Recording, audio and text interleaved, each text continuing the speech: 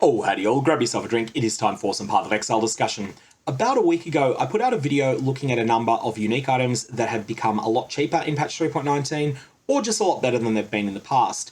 I wanted to build upon that and just put out a number of budget unique items that I think may be worth your while considering using in your next build. I want to start with Cerberus Limb, which is an item that was added way back in patch 3.4, and it's something that's been intermittently popular, especially in hardcore, but that has been less popular in softcore, and that's to be expected. This is an item where you're sacrificing offense in order to have a bit more defense. So as a caster weapon, this has a modest amount of spell damage and a modest amount of cast speed. Nothing to write home about. This is not something that you would consider to be competitive with endgame offensive caster weapons. However, it has a number of really strong defensive effects on it. Firstly, there's a fair bit of life leech that you can get on it that is conditional upon your shield having at least 30% chance to block. And so this is a condition that you can reasonably easily meet. But then you've got the unique thing about it.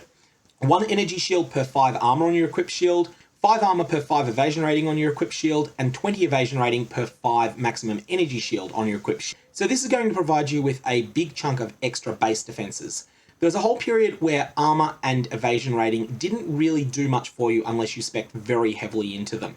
I don't think that that's the case anymore. And the big thing here is the 3.16 changes to base defenses, and in particular, the 3.16 era changes to Grace and Determination, as well as Defiance Banner becoming better. So Cerberus Limb is something that gives you more armor than it used to, assuming your character uses Determination now but didn't prior to 3.16. That armor is twice as good as it used to be, and also this is the same for evasion rating. As a result, I think Cerberus Limb is worth your while considering. It doesn't necessarily fit every single build, but it's certainly something that is worth playing around with, especially if you're doing a hit-based spellcaster build where you can benefit from the life leech as well. The next item I want to consider is Kaom Spirit. Now this was only added in 3.19 and it's much more common than people were generally expecting. I know that when I saw this item spoiled, I thought, oh, that's a tier 1 rarity unique for sure. Then it turned out that it seems to be tier 3, which is a lot more common than we suspected. So for those of you that are not familiar with all of the work that's been done on trying to pin down GGG's tiers, tier 3 is likely to be the same rarity as Cold Iron Point, about 4 times as common as Chevron's Wrappings, and about 4 times rarer than Tabula Rasa.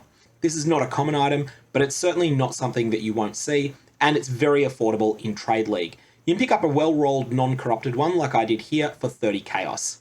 And if you're willing to settle for bad rolls, then you can pick it up with change from 5 Chaos. So Kaom Spirit does something really interesting. It transforms the effect of regeneration on your character. Instead of regeneration replenishing your life pool, regeneration instead replenishes your character's rage.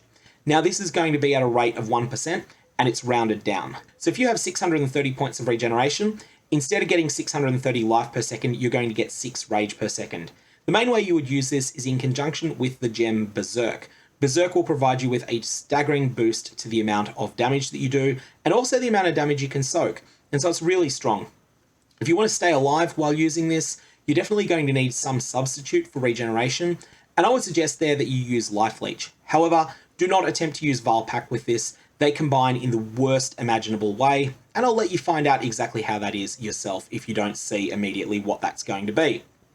Next we have Cyclopean Coil. Now this is not an item I recommend that you use long into endgame, but where this really shines is early in endgame, and especially if you start a league late. If you start a league late, you can pick up a Cyclopean Coil for very, very cheap prices, and you can use it as a way to solve Ignite or Shock or Freeze on your character, and then just get a few other boosts on an otherwise good belt. You get a whole bunch of life on this, a whole bunch of attribute bonuses, and even though your character may not be built around it, and I don't actually really recommend building around this item, it's something that's just intrinsically really strong until you can get something better. Especially if you're finding that most of your deaths are coming to ignites, or most of them are coming while you're shocked, then Cyclopean Coil might be the solution.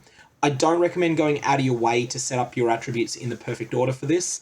Just at most use 1 attribute transforming jewel if you need to, but try to avoid using that, and try to just use it if it already solves your ailments. If it doesn't solve your ailments without massive changes to your character's stats, then find some other solution instead. But Cyclopean Coil is underused. Not something you want to keep using if you start having like a 20 divines in your character, but when you've only got 1.5 divines or less in your character, this item is really underrated.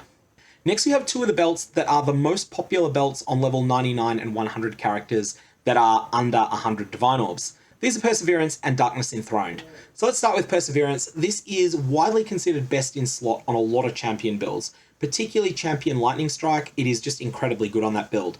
But if you're playing any other sort of champion, and potentially really any other character that is using both Determination and Grace, and that is making attacks to deal damage, Perseverance is really worth your while considering. It's going to give you a lot of armor and evasion rating in one spot, and it's going to give you a lot of attack damage based upon that armor and evasion rating that you're getting. It's also potentially going to grant you Onslaught a lot of the time. As long as you're fortified, you got Onslaught, and Onslaught is a really good buff. All in all, Perseverance is an item that's just much better than it's been in the past and is well worth considering on a lot of builds. Next, there's the Darkness Enthroned. Now, this is going to provide you 2 Abyssal Sockets and 75% increased effect of those. So it's effectively 3.5 Abyss Jewels in your belt slot.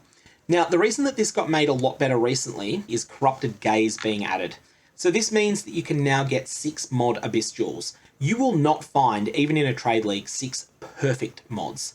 But what you will find is things that are better than 4 realistic mods would have been. Jewels that have 3 mods on them that are outstanding for your build, and then 2 or 3 more that are adequate. Additionally, you'll also find some jewels that have come from Vile Temple maps. These will have 4 mods on them, and then have 2 Vile Corruptions on them. Most of the time, these won't be much better than what you could get on a craftable one, but sometimes they will be. All in all, Corrupted Gaze and also Vile Temple have made it so that Abyss Jewels are more powerful than they used to be, and that has made Darkness Enthroned better than it used to be. And that's also had a similar effect on Replica Shroud of the Lightless as well, which also allows you to give up an entire item slot on your character to equip more Abyss Jewels. And this item has never been budget in the past, but for some reason in this league, it's super cheap. This is, of course, the one league that I've had 2 of them drop personally. Finally, I want to stretch things a little bit and talk about String of Servitude. This is an item that you are more likely to find yourself than to pick up in trade. The ones that are genuinely good are quite expensive. But this is a high variance item. It's something that drops quite a bit when you kill the Roomba at the end of the Incursion Temple. Now, most of the time it will have only 1 Vile implicit on it, like the one you can see here. This is 24% increased item rarity. However, that's been tripled to 72% by the fact that it is a String of Servitude. That's adequate. But where this really shines is when you get 2 corruptions that are good on it at once. Double corrupted Strings of Servitude are quite rare, but they do drop. And when you find one of them, there's a bit of potential for it to be really good. Now, the things that are worth looking at on a budget here are the ones that give you a tremendous boost to movement speed when you've got a flask active, but that have no other good mods on them. Those are something that are at least worth considering as a budget option, although it does tend to be a pretty high price. You're giving up the belt slot, which has a lot of life and a lot of resists in a lot of cases, and all you're getting for it is move speed. Really, it's up to you. I just wanted to add it as an option. But the main things I wanted to cover with this video are Cerberus Limb, Kaom Spirit, Darkness Enthroned, and Perseverance. Anyways, that's all I got for this. May your Vile Orbs have interesting results, and I will see you around.